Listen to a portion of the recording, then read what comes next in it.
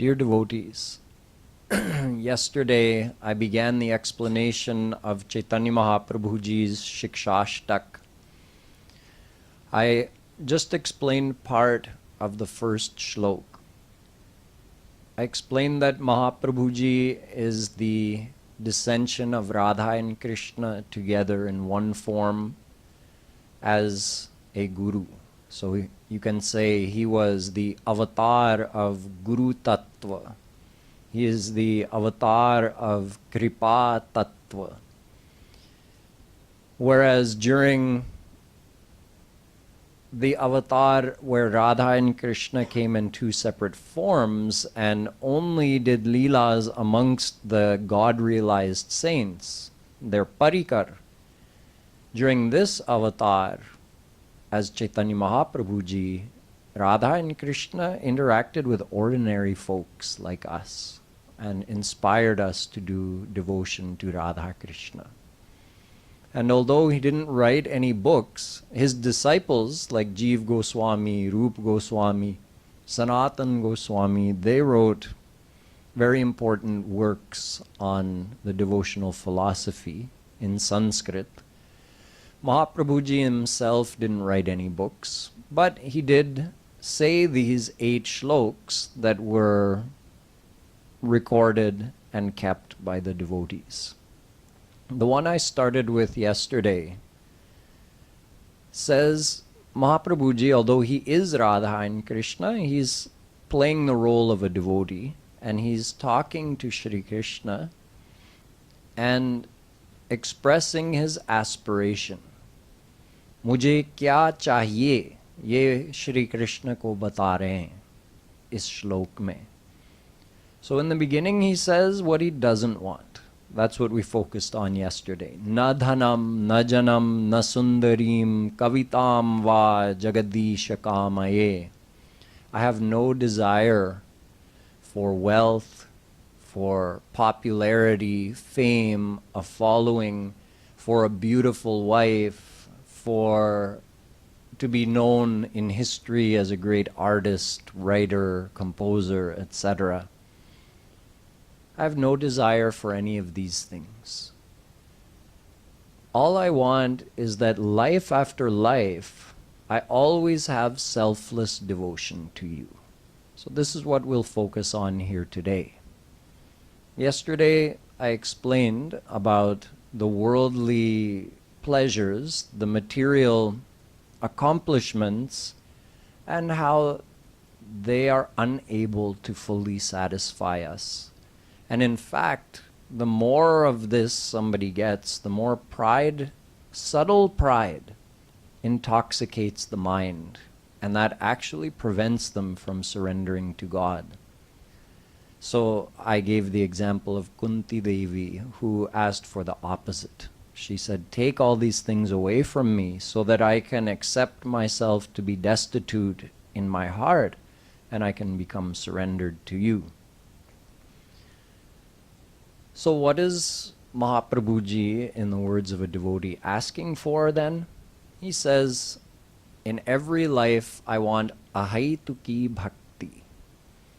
Why in every life? Why not only in this life and then go to the divine world and be done with this world? Because he's leaving that up to Krishna.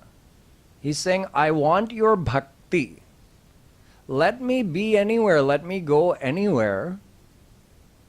Even Sanakadik Paramahansa said, Kamam bhavah svavrijinair niraye shuna syat chetolivad yadinute padayorameta vachascha tulasivad yaditengri shobha.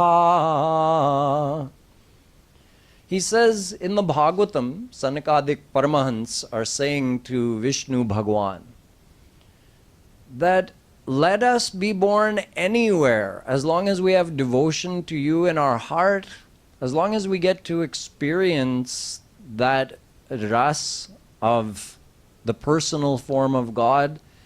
They actually said, give us a janma in Narak. let us be born in hell, but have bhakti, have your bhakti in our heart. So Mahaprabhu ji is not telling Shri Krishna that you have to get me out of this world, give me entrance to your divine world, and give me bhakti. No, he's saying, Janmani, Janmani. You can मुझे बार बार यहाँ पटकाओ, कोई बात नहीं, लेकिन भक्ति हो, अहितु की भक्ति हो मेरे हृदय में.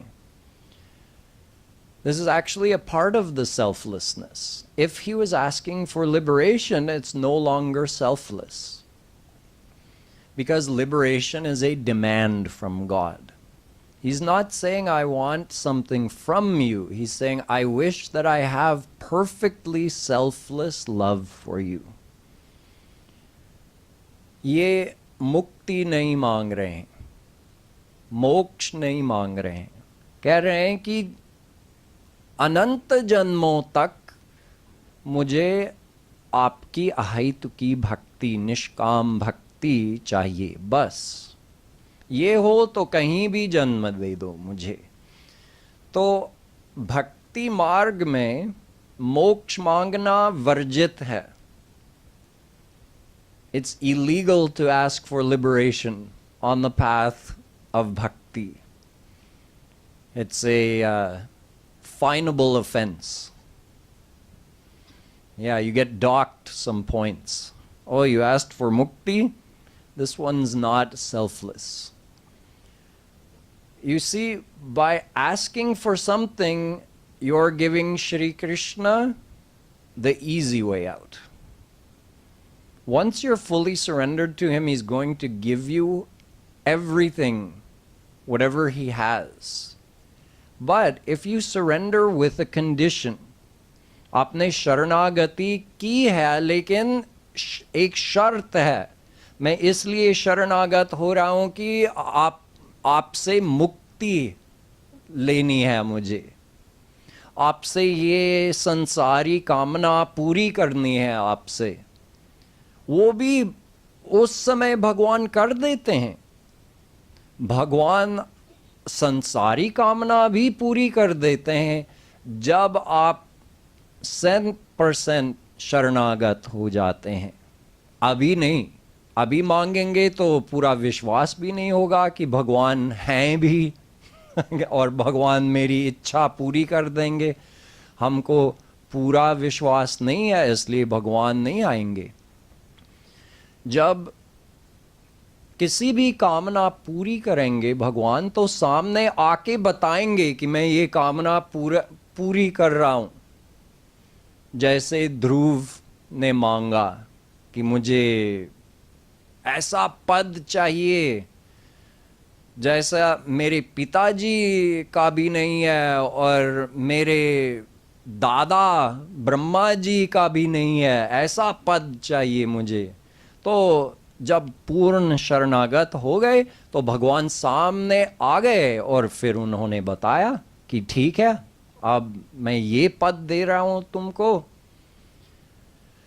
तो हमको भी ऐसा वर दे सकते हैं भगवान, लेकिन यदि हमने किसी भी संसारी चीज मांगी है या मुक्ति मांगी है, तो फिर श्री कृष्ण के लिए बहुत आसान हो गया.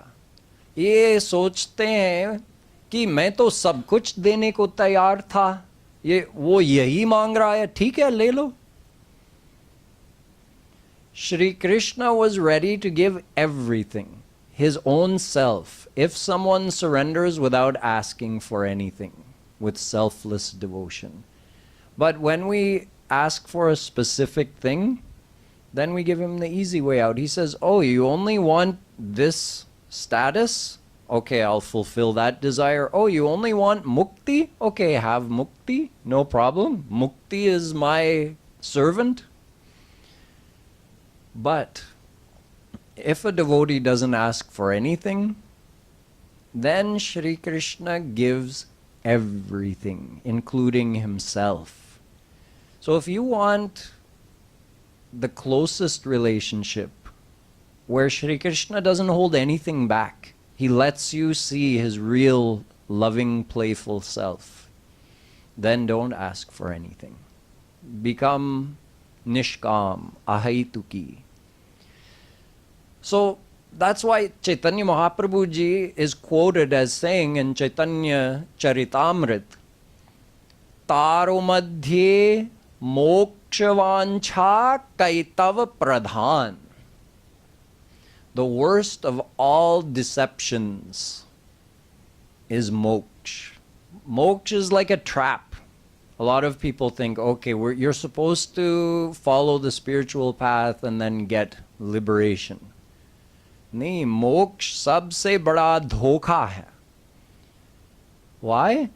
You've all heard it explained. That when you get moksha, you don't get a personal relationship with Shri Krishna. He doesn't give himself to you. You merge into his formless aspect. That's it. Unke nirakar प्रकाश में आप डूब जाते हैं, बस उसके बाद कोई अनुभव नहीं है. आपका मन नहीं है, इंद्रियां नहीं है, शरीर भी नहीं है. तो आत्मा ये सारे सामान के बिना कुछ नहीं कर सकती है, न सोच सकती है, न अनुभव कर सकती है, कुछ नहीं. If you attain liberation, you merge into Shri Krishna's formless aspect. And that's it. No experience after that. So it means you forfeited the chance to get to know God on that close level. You forfeited the chance to get to participate in his leelas. You said, just give me mukti. He said, okay, have it. Bas ho gaya. Done. Nothing more after that. Like going to sleep forever, never to wake up. So this is why Mahaprabhu ji is not asking for moksha. He's saying, Janmani, Janmani. You want to keep giving me birth after birth? That's fine. You want to take me to the divine world? That's fine. I am not saying anything about that. I'm only desiring one thing, selfless devotion. Let's learn about this word, ahaituki. Bhakti, we know, it means love. Loving attachment of our mind to Shri Krishna. This ahaituki word distinguishes it from the love we're familiar with in this world.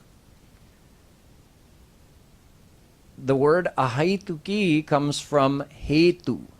Hetu means when you have a reason for something, or something you do is conditional. Ahaituki means without any reason, without any condition. Unconditional love. We say this in the world, we say those words, but practically we're not able to love each other that way in the world. We do have a condition on our love. Normally, first of all, we love beauty.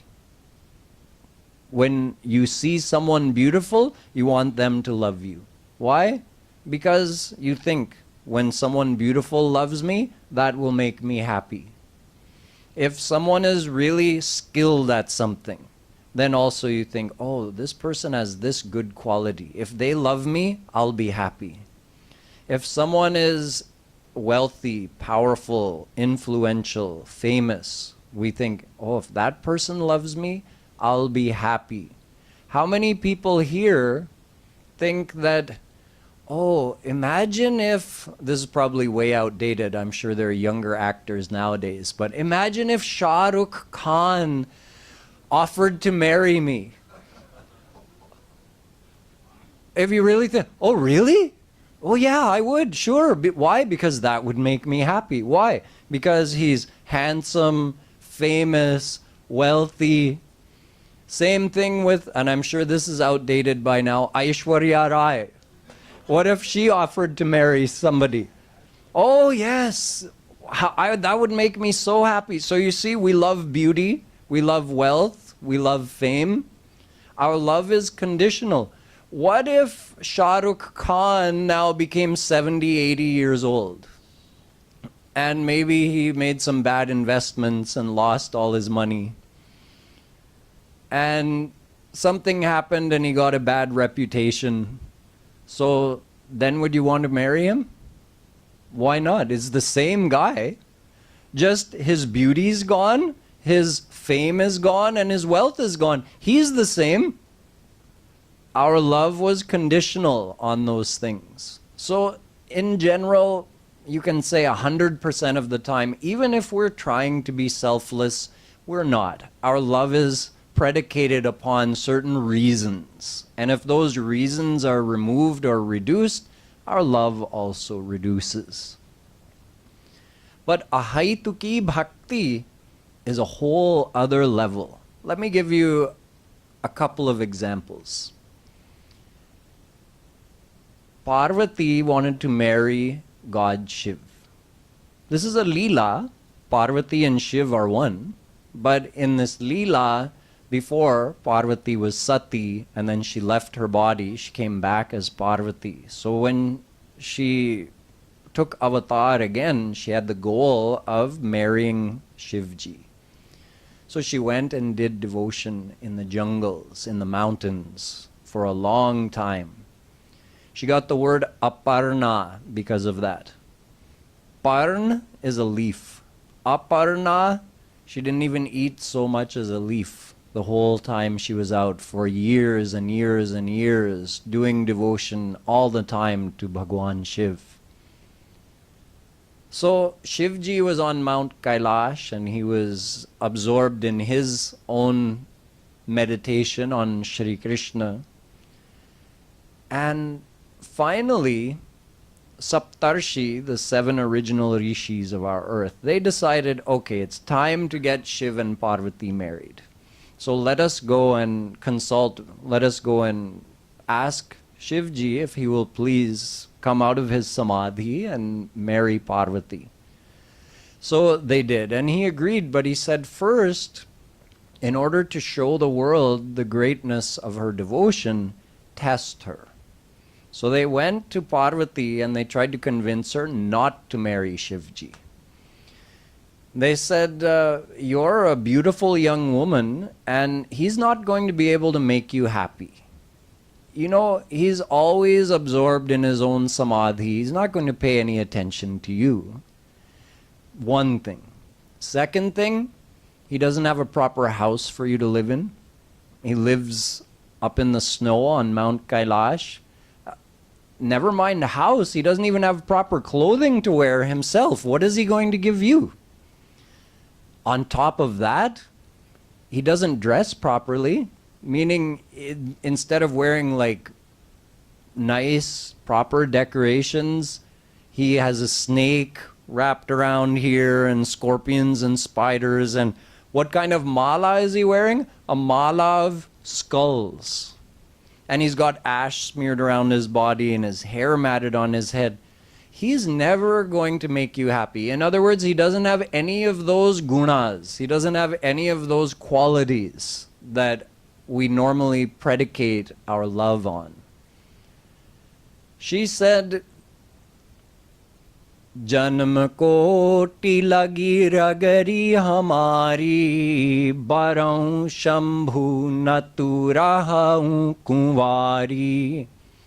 She said, I am the daughter of the mountain god, right? That's what her name means, Parvati, the daughter of the mountain. What's more stubborn than a mountain? So I'm very stubborn. I've decided I'm going to marry God Shiv, or I'll remain unmarried forever, for millions and millions of lifetimes. My love for him is not because of any condition, she said. I don't love him for what he can give me or what he can do for me. I love him. That's it. So this is one example of real ahaituki prem. It's not based on any qualities of the beloved. One time, Shri Krishna himself, in disguise as a gopi, came to Radharani. And he was saying, "O Sakhi, O my friend." He was in the form of the gopi. So Radha thinks she's talking to a new gopi who's moved into Braj that she's never met before. And this new gopi is telling her, oh my friend, why do you love Krishna? You shouldn't. It's only going to lead to disappointment. Krishna is saying about himself, you know, he's not loyal to anyone. One day he's over here, one day he's over there. That's one thing. For another thing, he's so dark complexioned. For another thing, he's completely uneducated, and look who he hangs out with. All his friends are also like nitwit. How is he going to make you happy? Why are you falling for him? She says, Sakhi, you don't understand. It is. It's not like I love him for this reason or that reason. That love is natural. I can't stop it. I can't change it. I just love him. That's it. One time, one gopi was teasing another gopi about Krishna, saying, why do you love that Kanha? He's so kala kaluta, dark and misbehaves so much. And she says, listen, Sakhi, asundara sundar shekharova gunair vihino guninam varova dveshi mayisyat karunam budhirva Krishna sa evadhyagatir mamayam. She says, Sakhi, it matters not to me whether he is asundar, ugly, or sundar shekharova, he is the topmost beautiful. It matters not to me whether he is bereft of good qualities or he's the unlimited treasure of qualities. It matters not to me whether he is dveshi towards me or karunam buddhi, whether he opposes me, fights with me, or showers his kindness and grace upon me. None of that matters to me because there is no one else for me. This is ahaituki bhakti. Did you notice? It's not based on the qualities or the behavior of the beloved. Qualities or behavior, two things. I'd mentioned the qualities before, that we tend to love people, or we wish we could love someone who's beautiful, wealthy, famous. But it's also based on behavior. The one we've decided to love should treat us in a certain way. If that person doesn't treat us in that way, then we'll stop loving them. Bhishma Pitamaha gave the example of real ahaituki devotion, not based on any behavior of the beloved. During the Mahabharata war, Bhishma Pitamaha was fighting so fiercely that he was going to single-handedly end the war that very day, it looked like. So Shri Krishna jumped down off the Rath.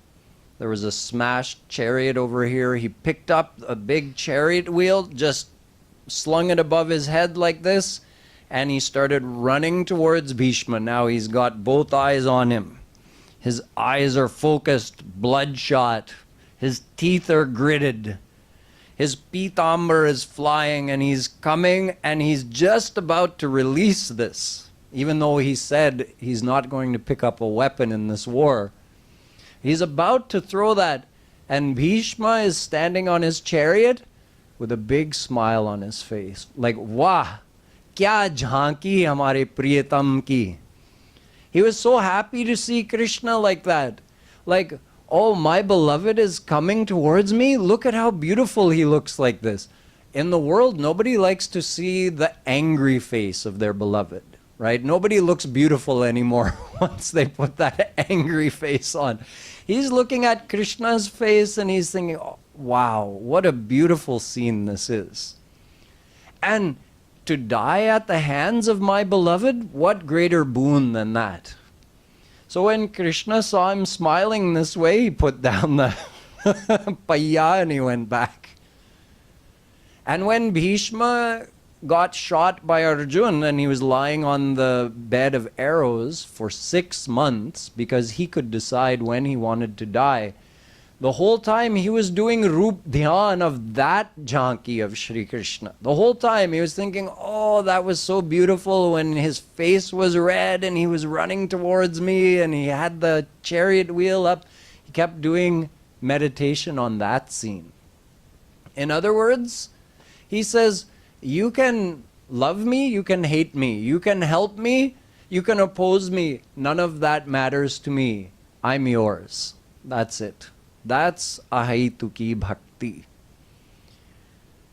One time, a king was going through the forest with a few of his karmachari riding his horse, and he came upon a village. And in this village, there was a beautiful girl named Yogshila. She was topmost in the practice of yoga. When the king saw Yogshila, he became enchanted by her beauty. And he went to her house, told her father, I'm going to marry your daughter. He wasn't giving a choice. Even though the father didn't want to, because the daughter didn't want to, but to oppose this king would have meant certain death for both of them.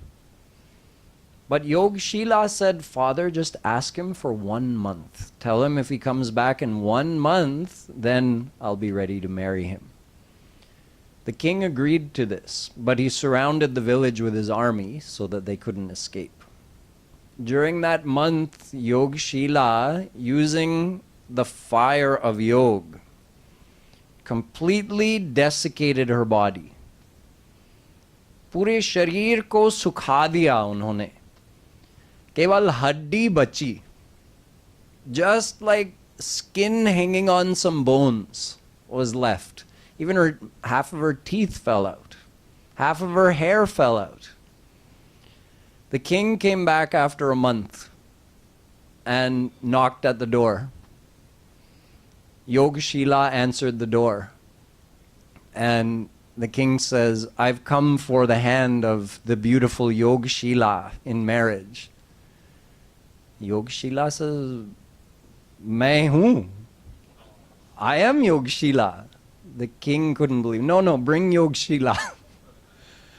Then they finally made him understand, no, this is her. This is Yogshila. The king ran away from there without a word. She said, if all you wanted was the meat on my bones, you should have said so. So this is worldly love. This is how we're accustomed to being in the world. But in devotion, we have to be selfless. How can we be selfless? हम कैसे निष्काम बन सकते हैं जब ये हमारा स्वभाव नहीं है? This is not our nature. As I've explained through all of these examples, it's not our nature to be selfless. It's something we have to practice, actually. When we say we do bhakti, we practice bhakti, this is part of the practice. So first we make a pratigya.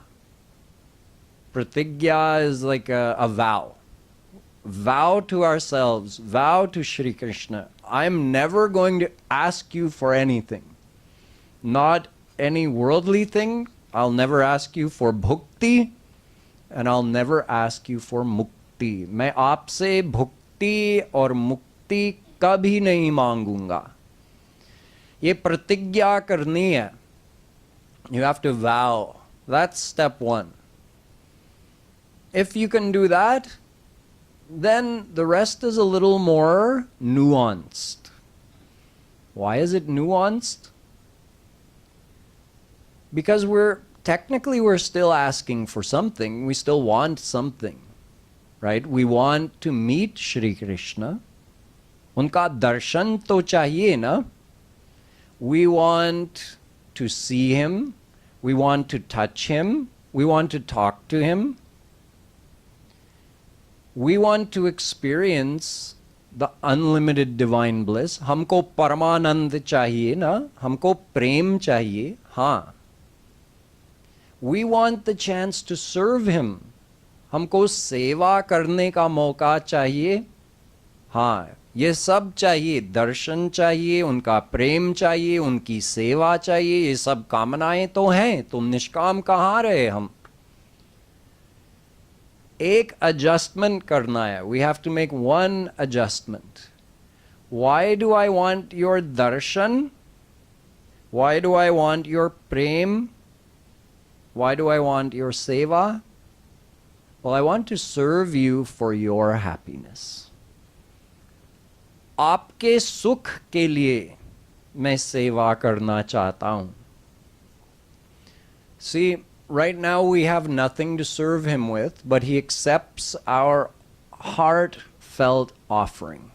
Whatever we offer to him sincerely with faith and devotion, he accepts that. He accepts it happily, like a king accepts an apple from a beggar. When the beggar just says, "Oh, my king, this is the best apple. I saved up for this and I bought it from the market and it was the best one I could find. It must be very sweet. Please take this and eat it." The king could probably have 1,000 apples like that, but he's happy to accept that apple from that beggar. He says, look at the sweet sentiment in this person's heart. So, Shri Krishna, although he accepts our offering right now, we don't actually have anything of value to offer him. But the thing is, once he gives us his prem, his divine love, that's something we can serve him with. So why do I want your prem? So I can do your seva. And why do I want to do your seva? For your happiness. I'm still going to get anand, I'm still going to get prem, I'm still going to get the chance to serve you, I'm still going to get your darshan, because how would I serve you if I don't get your darshan? If I don't meet you, how will I serve you? But I've made the adjustment that I don't want to do service that pleases me. I want to do service that pleases you. That you're really giving your heart to him then. You're really trusting him. You're saying, I'm not going to say this, it has to be like this. No. I just want the chance to serve you in any capacity. This is ahaituki bhakti. This is nishkam prem. This has to be practiced because it's not our normal way of thinking. But if we practice it, we can start developing that way of thinking in our devotion. It doesn't work in the world. In our devotion, we can start thinking like that. And with the grace of a God-realized saint, we can actually get some little experiences of what it really feels like to be selfless. Ek Bhagwat Prapt Mahapurush ki kripa se, Guru की कृपा से हमको थोड़ा बहुत अनुभव हो सकता है, वो अनुभव मिल सकता है गुरु जी की कृपा से. फिर और थोड़ा सा समझ में आ जाएगा कि हाँ, ये अहैतुकी भक्ति का भाव है, ये ऐसी फीलिंग है. अच्छा, now you can start to recognize this is what that selfless devotion feels like. Then you try to practice feeling like that more and more.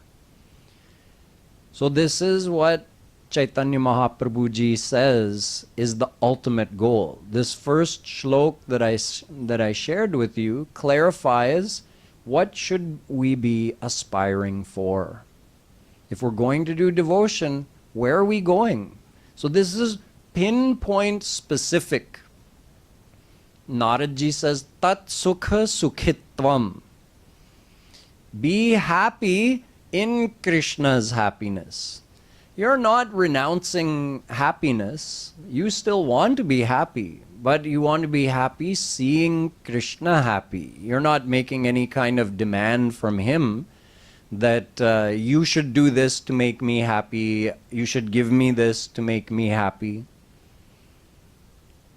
You're saying, I just want to see you happy, then I'll be the happiest. So this can be practiced, it can be understood that this is our pinpoint, specific, long-term goal to get to that point where we have that relationship with Shri Krishna. And along the way, it's a very enjoyable, a very blissful path to follow, because the more you keep practicing that, the more you experience that real prem, Krishna prem. So now that we've understood this, in the next shlok that I'll be sharing with you tomorrow, there's another very nuanced concept, the concept of humbleness, coupled with confidence. That's why it's nuanced. How can you be both humble, meaning admitting your very low fallen state, and at the same time be very positive and confident about your relationship with Krishna and your progress on the path? This very important point will be explained tomorrow. Alabeli Sarkar ki jai.